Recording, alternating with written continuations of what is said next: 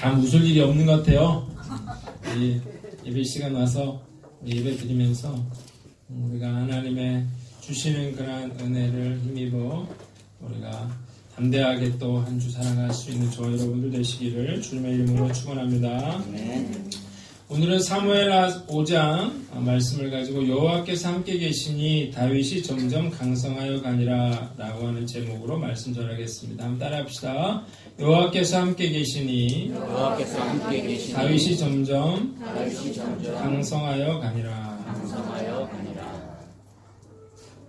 한 나라의 어떤 국가적인 행사 중에서 가장 화려하고 성대한 그러한 행사를 하나 예로 들어보라 그러면 대통령 취임식을 예로 들 수 있습니다.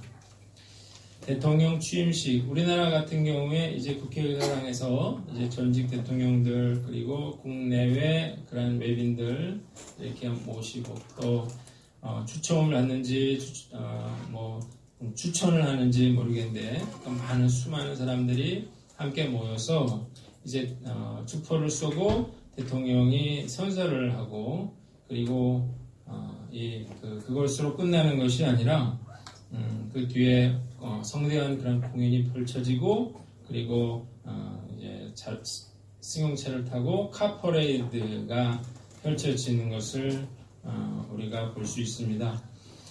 미국 대통령의 취임식은 조금 특이한 점이 하나 있습니다. 그건 뭐냐면 보통 개신교 목회자들의 기도와 축사 순서가 있다는 것입니다. 근데 보통 이제 목사님들 나오셔서 기도해주고 축사해주고 그러면 몇 분이나 모실 것 같아요? 보통 한 분, 두 분 이 정도 될 것 같은데 미국의 트럼프 대통령은요 무려 6분의 목사님들을 모셨다 그래요. 그러니까 말씀 듣고 또 기도하고 이걸 6번이나 했다는 것입니다. 그리고 나서 이제 선서를 할 때 그 성경책에 손을 얹고 이제 선서를 하게 됩니다. 그런데 역대 대통령들은 조지 워싱턴 대통령의 성경에 손을 얹고 이제 나 누구는 미국의 대통령으로 취임합니다. 이렇게 선서를 한대요. 그런데 이 트럼프 대통령은 링컨 대통령이 취임할 때 썼던 그런 성경과 그리고 9살 때 뉴욕 퀸즈의 주일학교를 수료했을 때 어머니로부터 받은 성경을 이제 놓고 그 위에 손을 얹고 취임식을 했다고 합니다. 그런데 그 문재인 대통령은 이제 박근혜 전 대통령의 탄핵으로 인해서 이제 조기 선거를 했어요. 그래서 이 취임식을 매우 간소하게 했습니다. 그래서 국회의사당 내에 있는 그런 홀에서 500여 명의 인사가 참석한 가운데 한 20분 정도 이 행사를 했다고 합니다. 어떻든 간에 그 대통령 선서를 할 적에 저는 여러 가지 감회가 있었겠다 그런 생각을 해봐요. 왜냐하면 이 문재인 대통령이 노무현 정부에서 민정수석을 하고 비서실장을 하고 그리고 노무현 재단 이사장으로서 노무현 대통령을 장례식을 했잖아요. 그리고 대한민국 19대 대통령에 취임하게 됐을 때 그 아마 감회는 남달랐지 않았을까 그런 생각이 듭니다. 제가 왜 난데없이 대통령 취임식에 대한 이야기를 하냐면 오늘 우리가 읽은 내용이 바로 다윗이 마침내 그 왕으로 즉위하는 그런 장면이 나와 있기 때문입니다. 본문을 통해서 여러분이 다윗이 이제 왕으로 추대받는 그런 화려한 그 행사를 머리에 한번 그리시면서 우리가 말씀을 들을 때 하나님이 특별히 여러분들에게 주시는 특별한 은혜가 함께 하시기를 주님의 이름으로 축원합니다. 우리가 지난주에 말씀을 나눴는데요. 사울의 아들 이스보셋이 바하나와 레갑에 의해서 암살을 당했어요. 그래서 바하나와 레갑이 이스보셋의 머리를 들고 다윗에게 갔습니다. 상을 받을 줄 알았는데 그들을 다윗이 처단하게 됩니다. 이렇게 되니까 이스라엘은 졸지에 이 군대 장관도 없고요. 지휘관들도 없고 왕도 죽는 그런 상황이 됐어요. 그래서 11지파의 지도자들이 다윗이 있는 헤브론으로 찾아가서 자신들이 왕이 되어달라 이렇게 간청하는 것입니다. 자, 오늘 첫 번째 생각해 볼 것은 이스라엘 모든 지파가 다윗에게 기름을 부어 왕으로 삼았다는 것입니다. 한번 따라합시다. 이스라엘 모든 지파가 다윗에게 기름을 부어 왕으로 삼았다. 자, 1절을 보니까요. 이스라엘 모든 지파가 헤브론에 이르러 다윗에게 나와 이르러 보소서 우리는 왕의 한 고륙이니이다 그랬습니다. 이스라엘의 나머지 11지파 사람들이 찾아왔어요. 그래서 우리가 형제 아닙니까? 피를 나눈 그런 한 고륙이 아닙니까? 그렇게 이야기하면서 2절에 뭐라고 했냐면 사울과 우리의 왕이 되었을 때에도 이스라엘을 거느려 출입하게 하신 분이 왕이시었고 여호와께서도 왕에게 말씀하시기를 내가 내 백성 이스라엘의 목자가 되며 내가 이스라엘의 주권자가 되리라 하셨나이다. 그렇게 말을 했습니다. 찾아와서 우리가 우리의 뜻으로 당신을 왕으로 추대하는 것이 아니라 당신이 왕이 될 거라고 하나님이 말씀하지 않았습니까? 하나님이 이 나라의 목자로 당신을 세우지 않았습니까? 이스라엘의 주권자로 하나님이 당신을 세우지 않았습니까? 그렇게 말을 하고 있는 것입니다. 자, 그래서 다윗이 허락을 했어요. 그러자 이제 이스라엘 총회가 모여서 다윗에게 기름을 붓고 선서를 하는 거죠. 그리고 마침내 그를 이스라엘의 왕으로 추대하게 됩니다. 이것은 다윗의 나이 17살 때 사무엘이 그에게 이제 기름을 부었는데요. 20년 후, 지금 37년 만에 37세가 되었을 때 그 기름 부음 받은 그대로 그가 이스라엘의 모든 지파 앞에서 왕으로 기름 부음 받고 있는 그런 광경이라고 하는 것입니다. 3절을 보세요. 3절 이스라엘 모든 장로가 헤브론에 이르러 다윗 왕이 헤브론에서 여호와 앞에 그들과 언약을 맺으며 그들이 다윗에게 기름을 부어 이스라엘의 왕으로 삼았다고 하는 것입니다. 그런 이후에 33년 동안 통일 왕국을 다스리게 되었습니다. 본문을 통해서 우리가 깨달을 수 있는 첫 번째 교훈은 하나님의 말씀은 반드시 성취된다는 것입니다. 한번 따라합시다. 하나님의 말씀은 반드시 성취된다. 여러분 한번 생각을 해보세요. 다윗이 왕이 되었다. 이거는 사실 가능성이 0%도 없는 것입니다. 다윗이 목동에 불과했어요. 하루 종일 나가서 양을 치는 사람이었어요. 그래서 무슨 교육을 받았거나 특별히 왕이 되기 위한 준비를 했거나 그런 적이 없었다는 것입니다. 그리고 더 그 왕이 되기 어려웠던 건 뭐냐면 다윗이 무려 18번째 아들이었다는 것입니다. 8번째. 자, 여러분 손 들어보세요. 나는 8번째다. 이지선 집사님 몇 번째죠? 6번째. 8번째 있습니다. 누구예요? 공기섭 선생님. 박수 한번 해주세요. 8번째로 산다는 건 대단한 일입니다. 왜냐하면 막내는 왜 막내냐면 막 키워서 막내거든요. 그러니까 여러분 생각해보세요. 첫째는요, 우리가 첫째를 엄청 미워해요. 근데 미워하면서도 걔한테 돈은 다 써요. 기대는 거기다 다 걸어요. 둘째고 셋째고 건강하게만 자라다고 이건데요. 첫째는 공을 많이 들입니다. 그러니까 첫째가 우리에게 고통을 주는 거예요. 막내는 그냥 넌 잘만 먹어 그냥 있는지 없는지도 몰라. 여기 다윗이 그랬어요. 사무엘이 갔잖아요. 그래가지고 너 아들들을 불러와라 그랬다고요. 그래서 한 사람씩 딱 지나가는데 없어요. 하나님이 아니래요. 근데 이제 그래서 물어봤어요. 더 아들이 없냐 그랬다고요. 7명이 왔거든요. 그랬더니 이새가 이렇게 하면서 뭐라고 하냐면 아들이 있긴 있는데요. 걔는 지금 양치를 갔다는 거예요.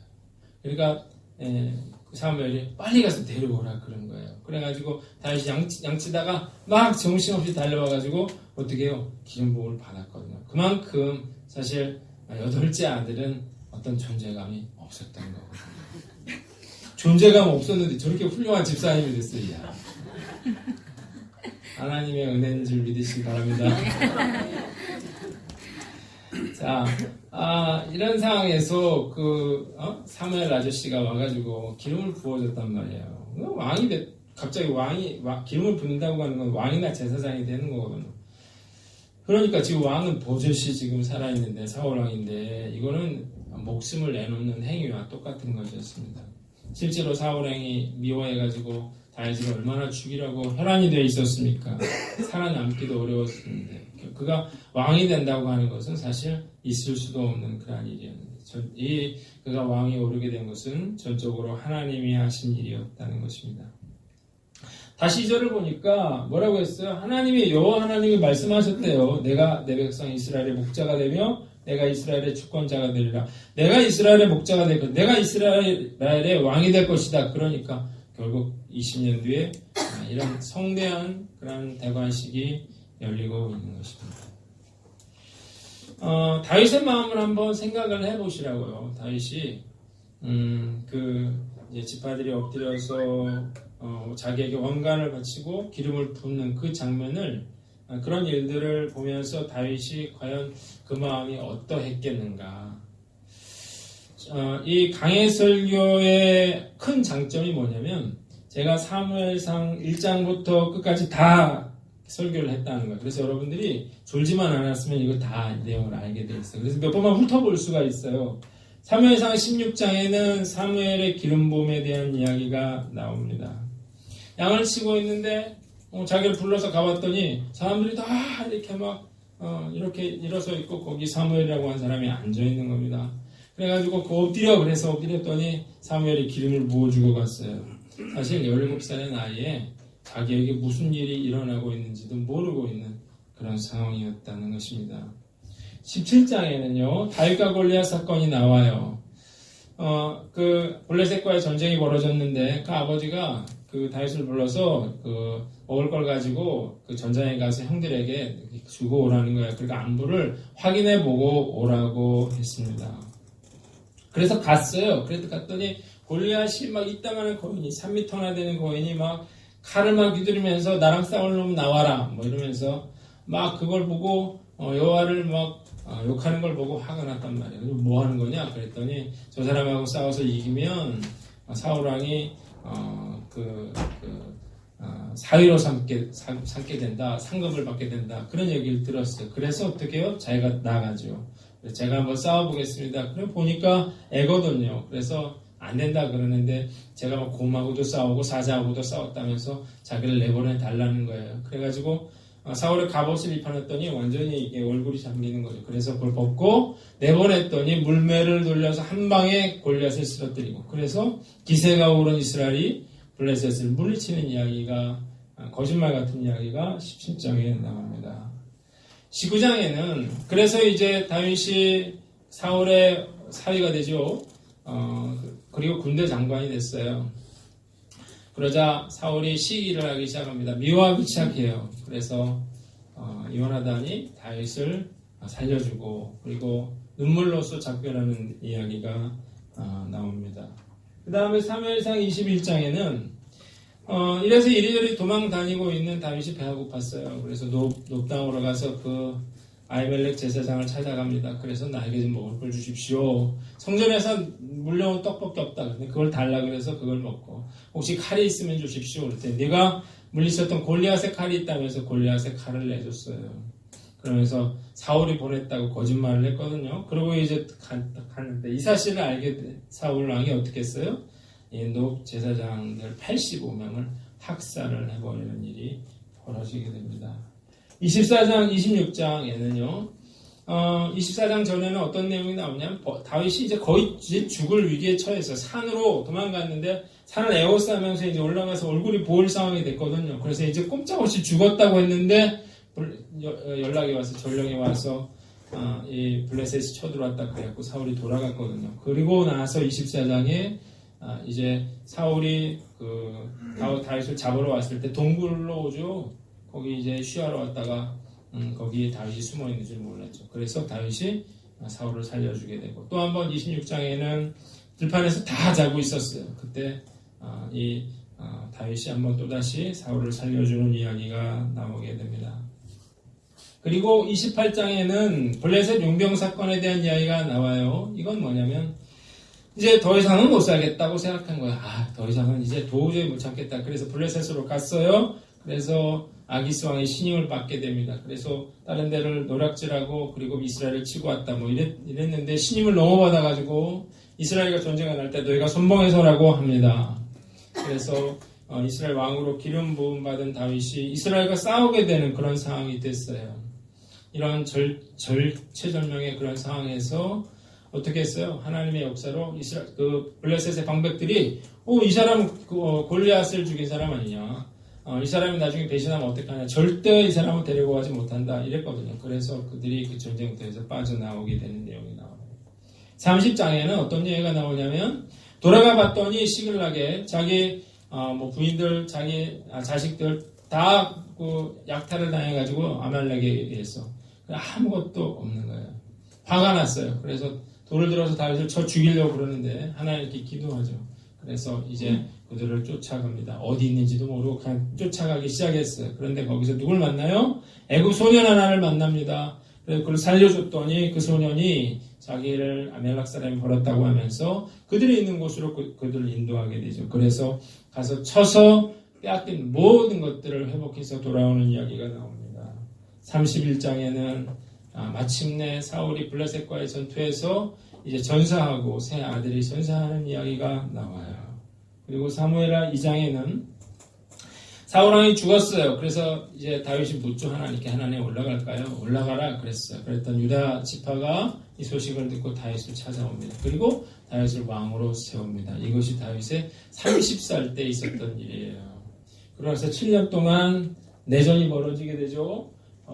사무엘하 3장에는 군대 장관 아브넬이 요압에 의해서 죽는 내용이 나오고 우리 지난주에 봤던 4장에는 이스보셋이 암살당하는 이야기가 나옵니다. 그리고 마침내 오늘 사무엘하 5장에서 다윗이 이스라엘의 모든 지파들 앞에서 기름 부음을 받고 왕으로 이제 등극하는 그러한 내용이 나와 있다는 것입니다. 얼마나 감개무량했을까요? 지나온 삶을 돌아볼 때 실수도 많았고 또 불순종한 것도 많았고 전혀 왕이 될 수 없는 그런 상황에서 늘 굶고 늘 배신당하고 늘 도망다니고 했던 다윗이 이제 많은 사람들 앞에서 왕으로 등극하고 있는 것입니다. 이것은 다윗에게 능력이 있어서가 아니고 그리고 이 백성들이 다윗을 원해서도 아니고 오직 하나님의 선택과 그 약속의 성취로 이루어진 사건이었다는 것입니다. 여러분들이 이 이야기를 들으면서 느끼는 건 뭔가요? 우리가 그 약속의 하나님을 우리가 믿어야 한다, 신뢰해야 한다는 것입니다. 한번 따라합시다. 하나님을 신뢰하자. 하나님이 말씀하신 것은 반드시 성취된다는 사실을 믿으시기를 바랍니다. 0.00000%라 하더라도 하나님이 된다면 되는 것입니다. 하나님이 문을 여시면 닫을 자가 없고 하나님이 닫으시면 열 자가 없습니다. 아멘? 우리는 이 사실을 믿어야 한다는 거예요. 물론 다윗이 믿음이 늘 좋았지는 않았을 것 같아요. 다윗이 원망도 하고 실수도 하고 또 화도 나고 어떻게 이럴 수 있느냐. 자기 때문에 고통받은 그런 사람들도 많았잖아요. 높 제사장의 죽음에 대한 이야기를 들었을 때 얼마나 다윗이 힘들었을까 그런 생각을 해봅니다. 그러나 하나님의 말씀이 성취되었다는 거예요. 자, 사실 우리가 믿음으로 산다고 하는 것은 그렇게 쉬운 일은 아닌 것 같아요. 왜냐하면 우리가 그냥 입으로 나는 하나님을 믿습니다 이렇게는 할 수 있지만 우리가 정말 중요한 상황에서 우리가 그 하나님을 신뢰하는 것은 결코 쉬운 이야기는 아니라는 거예요. 제가 성경 공부할 때마다 늘 하는 이야기가 있습니다. 어떤 사람이 이 산을 가다가 낭떠러지에 굴러 떨어지게 됐어요. 그러다가 나무 뿌리 하나 잡았어요. 그리고 이제 매달려 있는데 이게 점점 그게 뽑히려고 그러는 거예요. 하나님 살려주세요. 그랬더니 하나님 나타났어요. 하나님이 그래서 내가 널 살려주겠다 그래서 너무 좋아했어요. 그랬더니 하나님 뭐라고 했어요? 내 손을 놓아라. 그랬더니 이 사람이 뭐라고 했어요? 하나님 말고 누구 없어? 그랬다는데 그런 슬픈 이야기가 있어요. 얼마나 슬픈지 눈물이 날 것 같아요. 정말 그렇다는 것입니다. 우리가 차가운 그런 현실의 벽 앞에서 과연 믿음이라고 하는 것이 무엇인가 우리는 고민하게 되는 것입니다. 사실 우리의 어떤 재정적인 문제 앞에서요, 우리의 어떤 자녀의 문제 앞에서요, 우리의 질병의 문제 앞에서요, 여러분 이거 기도한다고 나을까? 이게 기도한다고 이 문제가 해결될까? 우리는 그런 불신앙에 빠져들게 되는 것입니다. 저는 뭘 느끼냐면 우리가 해야 할 일은요, 상황이 아니라 그 문제를 해결하실 하나님이라고 저는 생각합니다. 그래서 중요한 건 뭐냐면 믿음은 어디서 나오느냐면 성령 충만해서 나온다는 사실을 믿으시기를 바랍니다. 성령 충만할 때만 우리가 믿음을 가질 수가 있는 것입니다. 여러분들 근심하게 만드는 문제는 뭔가요? 돈 문제인가요? 자식 문제인가요? 진로 문제인가요? 이 시간에 여러분들이 그 문제에 사로잡히지 않을 수 있는 유일한 방법은 여러분들이 성령으로 충만해지는 것입니다. 자, 우리가 성령으로 충만해질 때만 비로소 우리는 하나님의 말씀이 성취된다고 하는 것을 믿게 되는 것입니다. 오늘 제가 말씀을 쭉 봤어요. 오늘 굉장히 중요한 의미가 있어요. 왜냐하면 우리가 계속 다윗이 이래서 도망갔습니다. 이래서 배신당했습니다. 이래서 죽을 뻔했습니다. 그런 설교를 도대체 한 1년 가까이 했거든요. 맨날 도망가고 맨날 숨고 맨날 고통당하고 억울한 일만 당했는데 드디어 마침내 사무엘하 5장에서 다윗이 뭐가 되는 거예요? 마침내 하나님의 말씀대로 왕이 되는 사건을 우리가 보고 있는 것입니다. 하나님의 말씀은 성취된다고 하는 사실을 믿으시기를 주님의 이름으로 축원합니다. 믿으세요. 하나님의 말씀은 변하지 않습니다. 우리가 내 믿음이 흔들리는 건 성령 충만하지 못해서입니다. 우리가 다시 한번 성령 충만을 구함으로 우리가 믿음으로 하나님의 놀라운 축복을 받으시는 저와 여러분들 되시기를 주님의 이름으로 축원합니다. 두 번째는 하나님께 순종하라는 것입니다. 한번 따라합시다. 하나님께 순종하라.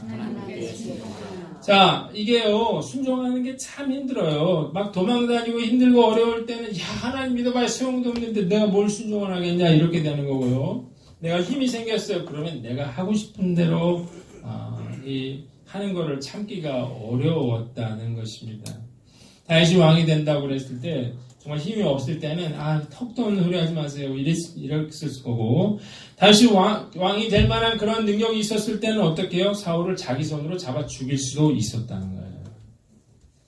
다윗은 순종했어요. 그래서 어려울 때도 하나님을 신뢰했고요. 그리고 힘이 있을 때도 함부로 사울 왕을 죽이지 않았습니다. 자, 하나님께 순종해야만 하나님의 역사가 이루어지는 것입니다. 순종이라고 하는 것이 뭐냐면요. 사람들이 이게 잘 모르는 것 같아요. 자기가 다 잘 순종하고 있는 줄로 착각하고 있는데 한번 따라합시다. 하나님께서 하지 말라고 하신 일을 하지 않는 것이 순종이다. 하나님께서 하라고 하신 일을 하는 것이 순종이다. 하지 말라는 건 안 하는 거예요. 하라는 것은 하는 것이 순종이라는 거죠. 그런데 우리는 하라는 건 안 하고 하지 말라는 거를 한단 말이죠. 이렇게 되면 결국 하나님께 순종할 수 없고 하나님의 뜻을 이룰 수가 없습니다. 자, 그래서요, 순종하기 위해서는 뭐가 중요하면 기도가 중요한 것입니다.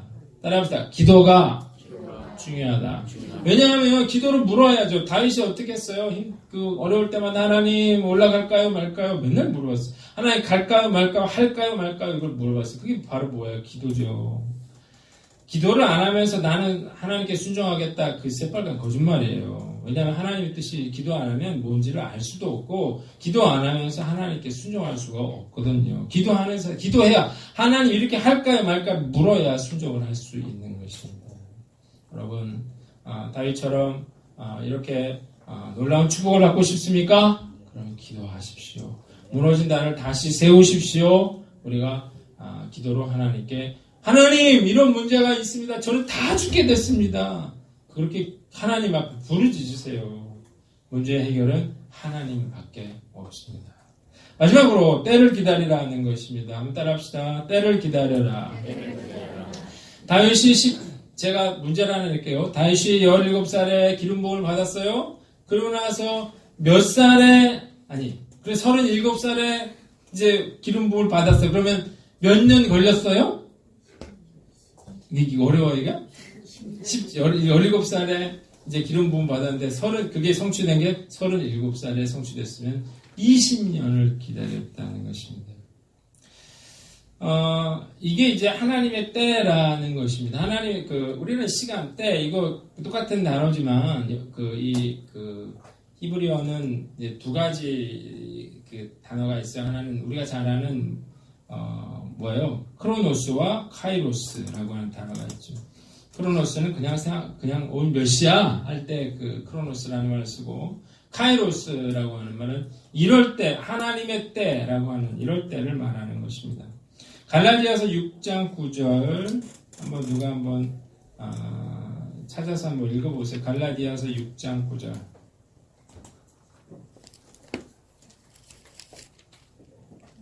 누가 빨리 읽어보세요. 갈라디아서 6장 9절. 우리가 선행하되 낙심하지 말지 포기하지 아니하면 때가 이름에 거두리라. 아멘. 자, 여기 나오죠. 우리가 선을 행하되 낙심하지 말지니 포기하지 아니하면 때가 이름에 거두리라. 여기에 나와 있는 이 때가 바로 카이로스라고 하는 그런 때입니다. 이때는 그냥 지나가는 시간이 아니라 하나님이 정하신 때, 다윗이 37살이 되는 때, 그게 바로 하나님의 때라는 것입니다. 우리가 중요한 것은 이 때를 기다리는 거예요. 그러니까 왜 하나님의 때를 기다려야 되느냐? 다윗의 인생을 놓고 생각해 보세요. 자, 첫째로 여기 제가 써놓은 것 같은데 하나님이 상황을 바꾸실 때를 기다리는 것입니다. 사울이 죽고 다윗이 이제 왕이 되어야 되는 그런 상황을 하나님이 만들어 가시고 있거든요. 이때를 기다려야 사람들이 자기를 왕으로 모셔가죠. 자, 이때는 내가 만드는 게 아니에요. 다윗이 자기 힘으로 사울을 죽여서 왕에 오르는 것, 그거는 하나님의 때를 기다리지 못하는 것이 되는 것입니다. 하나님이 왜 기다리게 하시는가? 하나님이 계획하신, 하나님이 일하시고 있기 때문이라는 거예요. 또 하나는 뭐냐면 쓰임받기 위해 준비시키는 것이었습니다. 다윗은 참 배도 많이 골았고요. 참 도망도 많이 다녔고요. 배신도 많이 당했고요. 그래서 37살에 불과했지만 그러나 정말 인생을 다 산 것 같은 그런 산전수전을 다 겪어본 그런 사람이 되었습니다. 저는 이게 굉장히 중요하다고 생각해요. 지도자의 덕목 중에 가장 중요한 것이 어려움 당한 사람의 형편을 아는 것이라고 생각합니다. 한 번도 고생해보지 않는 사람. 저는 그렇게 생각합니다. 좋은 집에서 태어나서 좋은 학교 나와서 잘 사는 사람, 이런 사람은 지도자가 되면 안 돼요. 왜냐하면 어려운 사람의 마음을 전혀 이해할 수 없는 것입니다. 다윗은 이런 마음이 있었어요. 고통받는 자, 어려운 사람들에 대한 그런 이해가 있었을 뿐만 아니라 다윗이 어려움 많이 겪으면서 한 건 뭐예요? 기도죠. 맨날 기도하는 거죠. 왜? 죽게 생겼으니까 하나님 저 죽습니다. 하나님 정말 억울합니다. 하나님 정말 힘듭니다. 이런 기도를 하면서 뭐예요? 하나님을 알아갈 수 있는 그런 기회가 되었다는 것입니다. 인생을 살아오면서 정말 고통이 유익이라는 사실을 저는 깨달아요. 기도도 누가 하는지 아세요? 힘든 사람이 하는 것입니다. 팔자 좋은 사람들은 기도 안 하게 돼 있어요. 우리 교회 팔자 좋은 사람이 많은가 봐요. 안수정 씨 새벽기도 나왔는데 박수 한번 쳐주세요. 저 깜짝 제 눈이 좀 앉아가지고 깜짝 놀랐는데. 그래서 제가 깜짝 놀라서 너 큰일 있나? 우리 자녀를 위해서 기도하러 나왔다 그래서 참 잘했다고 했습니다. 어려움이 없이는 믿음이 자라지 않습니다. 하나님이 왜 나에게 고난의 시기를 보내게 하시는가요? 하나님 나를 준비시키기 위함입니다. 하나님의 때를 하나님이 예비해 놓으신 거예요. 자, 여러분 어떤 어려움 만났나요? 우리가 하나님 왜 이렇게 나에게 어려움을 주십니까? 라고 원망하고 우리가 하나님께 질문할 것이 아니라 우리가 그 하나님의 때를 인내로서 기다리는 저와 여러분들 되시기를 주님의 이름으로 축원합니다. 자, 마지막으로 한 사건을 보면 다윗이 예루살렘 성을 정복했다는 거예요. 한번 따라합시다. 다윗이 예루살렘 성을 정복했다. 자, 6절로 7절을 보니까 이제 다윗이 왕이 돼서 제일 먼저 한 일은 예루살렘 성을 쳐서 이제 그걸 이제 빼앗는 것이었습니다. 예루살렘 성이 그만큼 중요한 데였거든요.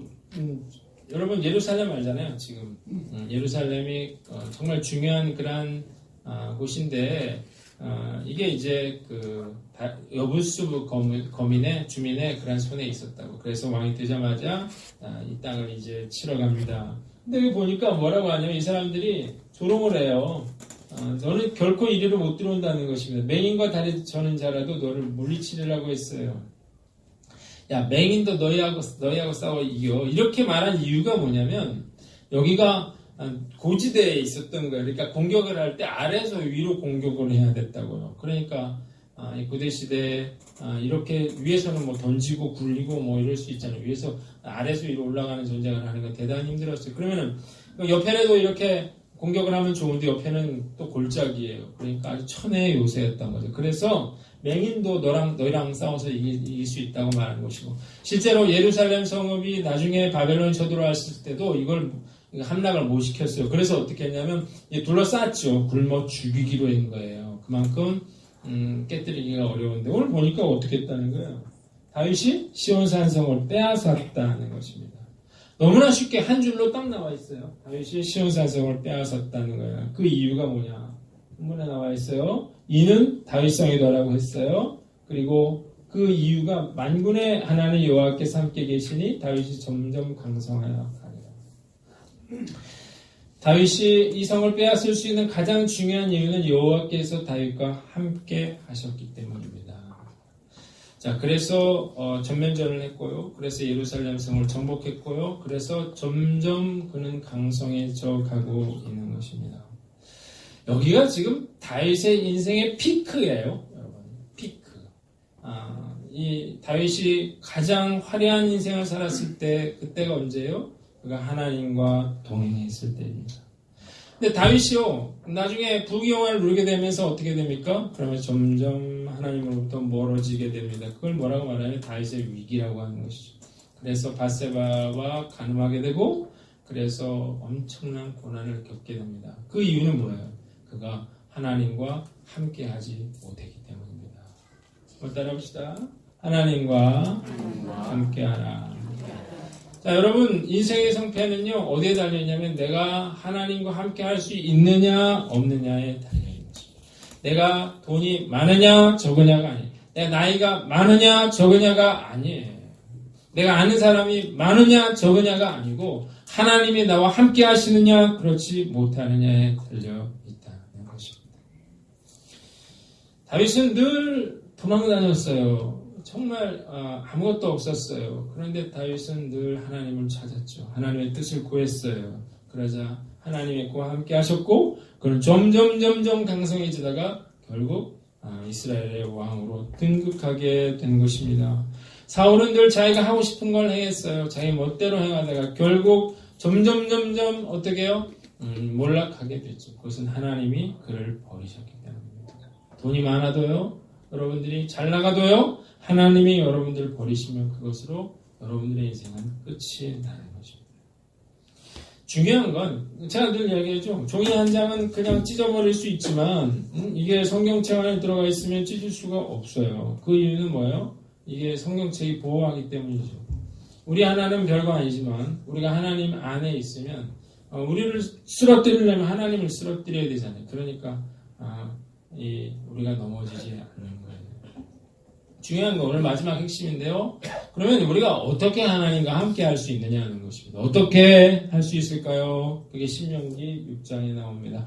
이건 다 같이 한번 읽어보겠습니다. 한번 같이 읽겠습니다. 시작. 이스라엘아 들으라. 우리 하나님 여호와는 오직 유일한 여호와시니 너는 마음을 다하고 뜻을 다하고 힘을 다하여 내 하나님 여호와를 사랑하라. 오늘 내가 내게 명하는 이 말씀을 너는 마음에 새기고 내 자녀에게 부지런히 가르치며 집에 앉았을 때에든지 길을 갈 때에든지 누워있을 때에든지 일어날 때에든지 이 말씀을 강론할 것이며 너는 또 그것을 내 손목에 메어 기호로 삼으며 내 미간에 붙여 수표로 삼고 또 내 집 문설주와 바깥문에 기록하여 지으라. 우리가 어떻게 하나님과 함께 할 수 있나요? 마음을 다하고 뜻을 다하고 하나님을 사랑하는 것입니다. 또 어떻게 해야 돼요? 하나님의 말씀을 우리가 부지런히 우리가 하나님의 말씀을 읽고 또 나누고 또 가르치라고 하는 것입니다. 인생의 성패가 여기에 있어요. 하나님이 함께 하시면 우리의 인생은 성공하는 것이고 하나님이 우리를 떠나시면 우리에게는 아무런 소망이 없는 것입니다. 이스라엘 백성들은 그래서요. 우리가 신명기 규태하고 있는데 백성들을 세웠어요. 그리심 산과 에발산 사이에 세웠어요. 그리고 축복과 저주를 말하게 했어요. 그리고 뭐라고 했냐면 이렇게 하면 저주를 받는다고 말했어요. 그러면서 아멘하라고 했어요. 축복에 대해서 이야기하고 아멘하라고 했어요. 백성들에게. 축복과 저주의 갈림길에서 선택은 누구에게 있다는 것입니까? 너희들에게 달려있다고 말하는 것입니다. 우리도 마찬가지예요. 과연 나는 어떤 인생을 살 것인가? 오늘 우리는 선택하는 것입니다. 자, 저와 여러분들의 가정은 정말 하나님만 섬기기로 결단하는 선택하는 저와 여러분들 되시기를 주님의 이름으로 축원합니다. 하나님이 함께 하시는 가정 되시기를 주님의 이름으로 축원합니다. 우리 교회가 하나님이 함께 하시는 교회 되기를 주님의 이름으로 축원합니다. 그러면 문제될 게 없는 것입니다. 정말 큰 문제는 내가 재정적인 어려운 문제가 아니고 내가 이 직장을 잃은 것이 문제가 아니고 사업에 어려움을 당한 것이 아니라 내가 하나님으로부터 멀어지는 것, 그것이야말로 우리 인생의 위기가 되는 것입니다. 마음을 다하고 뜻을 다하고 힘을 다하여 하나님을 사랑하고 하나님의 말씀을 가까이 함으로 우리가 다윗처럼 강성하여 가는 저와 여러분들 되시기를 주님의 이름으로 축원합니다. 축원합니다. 우리 같이